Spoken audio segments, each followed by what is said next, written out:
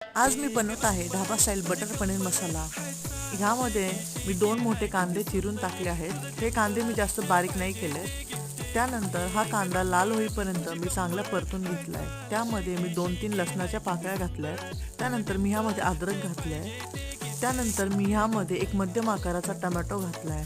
हा टोमॅटो चांगला मी 2 ते 5 मिनिटं झाकण ठेवून वाफून घेतला आहे। हे वाटण मी बिना पाण्याचं वाटून घेतले। त्यानंतर पॅनमध्ये 2 चमचे बटर घालून ह्यामध्ये हे मी वाटण चांगलंच परतून घेते। वाटण तेल सुटेपर्यंत मी 5 ते 4 मिनिटं परतून घेत आहे। त्यानंतर ह्यामध्ये एक मोठा चमचा धनेपूड, एक मोठा चमचा किचन किंग मसाला आणि एक मोठा चमचा बेडगी मसाला घातला आहे। तुम्ही ह्यामध्ये पनीर मसाला देखील घालू शकता।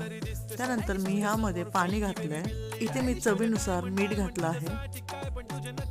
त्यानंतर मी ते फ्रोझन मटार घातलेत। तुमच्याकडे जर फ्रोझन मटार नसतील तर तुम्ही मटार 5 ते 7 मिनिटं चांगले वाफून घ्या। त्यानंतर ह्यामध्ये मी पनीर घातलंय। पनीर घातल्यानंतर भाजी मी 1 ते 2 मिनिटं शिजवून घेतली आहे। जर भाजी जास्त शिजली तर पनीर रब्बरसारखं लागते। तुम्ही ही भाजी ट्राय करून बघा। धन्यवाद।